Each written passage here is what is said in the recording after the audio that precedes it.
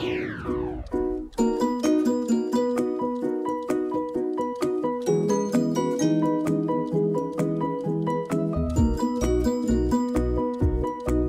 നമസ്കാരം. എന്തൊക്കെയുണ്ട് വിശേഷങ്ങള്? എല്ലാവർക്കും സുഖം തന്നെയെന്ന് വിശ്വസിക്കുന്നു. ഞങ്ങളിവിടെ സുഖമായിരിക്കുന്നു.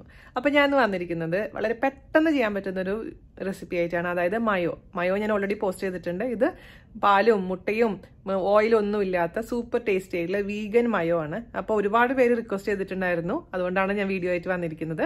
ഇന്നലെ ഇട്ടിട്ടുണ്ടായിരുന്ന ലഡു ഒരുപാട് പേര് ട്രൈ ചെയ്തിട്ടുണ്ട്. ഒരുപാട് പേർക്ക് ഇഷ്ടപ്പെട്ടു എന്ന് പറഞ്ഞതിൽ സന്തോഷം. അപ്പോൾ ഈ മയോണൈസും ട്രൈ ചെയ്തിട്ട് അഭിപ്രായം പറയാൻ മറക്കരുത് കേട്ടോ.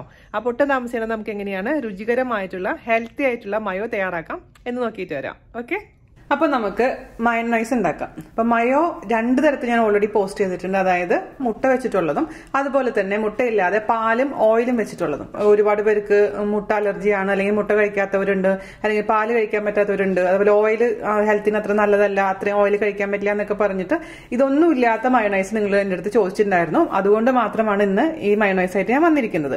അപ്പൊ അതിനുവേണ്ടി ഞാൻ ഇവിടെ എടുത്തിരിക്കുന്നത് അണ്ടിപ്പരിപ്പാണ്.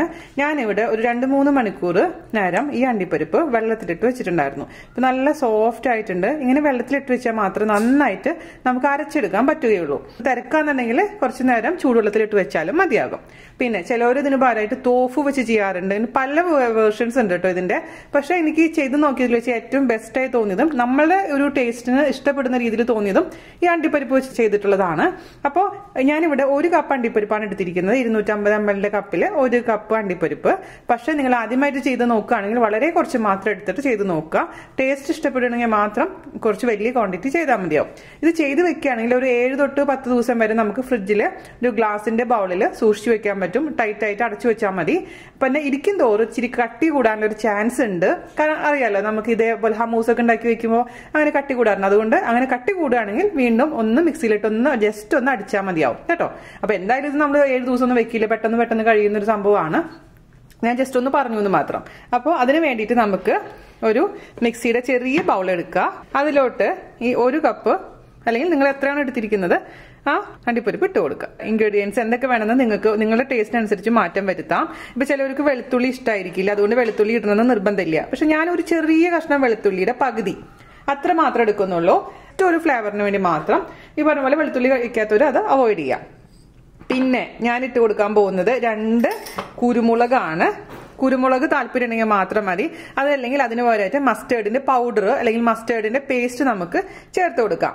അതൊക്കെ ഞാൻ പറഞ്ഞില്ല, ഓരോരുത്തരും ഇഷ്ടമാണ്. പിന്നെ ഞാൻ ഇതിലേക്ക് ചേർത്ത് കൊടുക്കാൻ പോകുന്ന ഒരു അല്പം ഉപ്പാണ്. ആദ്യം തന്നെ ഉപ്പൊന്നും ഒരുപാട് ഇടാൻ പാടില്ല. നമ്മൾ മിക്സ് ചെയ്ത് നോക്കിയിട്ട് തീരുമാനിക്കാം ഇനിയും വേണോ വേണ്ടേ എന്നുള്ള കാര്യം. ആദ്യമേ തന്നെ ഒരുപാട് ഉപ്പിട്ട് കഴിഞ്ഞാൽ പിന്നെ ഈ സംഭവം കൊളായി പോവും. പിന്നെ നമുക്ക് ചേർത്ത് കൊടുക്കണം ഒരു നുള്ള് പഞ്ചസാര. വളരെ കുറച്ച് പഞ്ചസാര ഇട്ടിട്ടുണ്ട്. പിന്നെ ലെമൺ ജ്യൂസ് ഞാൻ അവസാനം ഒഴിച്ചു കൊടുക്കുന്നുള്ളൂ, ഇപ്പൊ ചേർക്കുന്നില്ല. അതിലോട്ട് നമുക്ക് ആവശ്യത്തിന് വെള്ളം ഒഴിച്ചു കൊടുക്കുക. ആദ്യമേ തന്നെ ഒരുപാട് വെള്ളം ഒഴിക്കരുത്.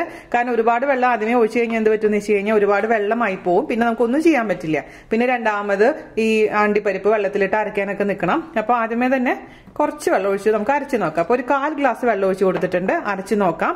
എന്നിട്ട് അരഞ്ഞിട്ടില്ലെങ്കിൽ അല്ലെങ്കിൽ വെള്ളം ഇനിയും വേണമെങ്കിൽ എക്സ്ട്രാ വെള്ളം ചേർത്ത് കൊടുക്കുക. അപ്പൊ ഞാൻ മൊത്തത്തിൽ എത്ര വെള്ളം ചേർത്തു എന്നുള്ള കാര്യം അരച്ചതിന് ശേഷം പറഞ്ഞുതരാം. ഓക്കെ, അപ്പൊ നമ്മുടെ അണ്ടിപ്പരിപ്പ് എല്ലാം അരഞ്ഞിട്ടുണ്ട്. ചെറിയൊരു കഷ്ണം വെളുത്തുള്ളി നമ്മൾ ചേർത്ത് തുടങ്ങിയ പോലും സൂപ്പർ ആയിട്ടുണ്ട്. ഒരു ഇച്ചിരി ഉപ്പ് കുറവാണ് ഞാൻ ടേസ്റ്റ് ചെയ്തപ്പോ. അപ്പൊ ഉപ്പ് നോക്കിയിട്ട് ആഡ് ചെയ്ത് കൊടുക്കുക. പിന്നെ ഞാൻ ഇതിൽ ആഡ് ചെയ്യാൻ പോകുന്നത് കുറച്ച് ചെറുനാരങ്ങാ നീരാണ്. ചെറുനാരങ്ങാ നീര് അല്ലെങ്കിൽ വൈറ്റ് വിനീഗർ കേട്ടോ. അപ്പൊ ഞാൻ ചെറുനാരങ്ങാ നീര് 1 ടീസ്പൂൺ നമുക്ക് ആഡ് ചെയ്ത് കൊടുക്കാം. അപ്പൊ മിതമായ അളവിലെല്ലാം ചേർത്ത് നോക്കുക. അപ്പോൾ 1 ടീസ്പൂൺ ഒഴിച്ചു കൊടുത്തിട്ടുണ്ട്, ഉപ്പും ചേർത്ത് കൊടുത്തിട്ടുണ്ട്. ഇത് വീണ്ടും നമുക്ക് അരച്ചിട്ട് കൊണ്ടുവരാം. ഞാനിപ്പോൾ ഇതിലേക്ക് ആഡ് ചെയ്തിരിക്കുന്ന വെള്ളത്തിന്റെ അളവ് 1/4 കപ്പും 2 ടേബിൾ സ്പൂണും ആണ് കേട്ടോ. ഓക്കെ, അപ്പൊ ഞാനതേ ചെറുനാരങ്ങ നീരൊക്കെ ഒഴിച്ച് സൂപ്പർ ആയിട്ട് കൊണ്ടുവന്നിട്ടുണ്ട്. അപ്പൊ ഇതിന്റെ ടേസ്റ്റ് നോക്കിയിട്ട് നിങ്ങളുടെ ടേസ്റ്റിനനുസരിച്ച് മാറ്റം വരുത്തണം. എനിക്ക് ലെമന്റെ അളവെന്ന് പറഞ്ഞാൽ 1/2 ലെമൺ മതിയായില്ല, കുറച്ചും കൂടെ ഒഴിച്ചിട്ടുണ്ട്. അപ്പൊ ഒരു 1.5 ടീസ്പൂണൊക്കെ വരുന്ന രീതിയിൽ ഞാൻ ഒഴിച്ചിരിക്കുന്നത്. ഇതിന്റെ കൺസിസ്റ്റൻസി കണ്ട ഇങ്ങനെ ആയിരിക്കണം. നല്ല ഇങ്ങനെ ഫ്ലോയിങ് കൺസിസ്റ്റൻസി എന്ന് പറയില്ല നമ്മള്, അതൊന്ന് ശ്രദ്ധിച്ചാൽ മതി. അപ്പൊ വെള്ളം എപ്പോഴും കുറച്ച് ഒഴിച്ച് അഴിക്കാൻ പാടുള്ളൂ കേട്ടോ. ഒരുപാട് പേര് മയണൈസ് എന്തിനാ ഉപയോഗിക്കണമെന്നൊക്കെ ചോദിക്കാറുണ്ട്. അപ്പൊ മയണൈസ് എന്തിനാ ഉപയോഗിക്കണമെന്ന് വെച്ച് കഴിഞ്ഞാൽ കുട്ടികൾക്ക് എന്തിന്റെ കൂടെയും പിള്ളേർ കഴിച്ചോളൂ. ഇപ്പൊ സാലഡ് ഡ്രസ്സിംഗ് ആയിട്ട് നമ്മൾ ഉപയോഗിക്കാം, അതല്ലാന്നുണ്ടെങ്കിൽ ബ്രെഡിൽ സാൻഡ്വിച്ചിന്റെ ഉള്ളിൽ പരട്ടാൻ ഉപയോഗിക്കാം. അങ്ങനെ ഒരുപാട് കാര്യങ്ങൾക്ക് നമുക്ക് ഈ മയണൈസ് ഉപയോഗിക്കാം. ഡിപ്പായിട്ട് നമ്മൾ ഉപയോഗിക്കാറുണ്ട്.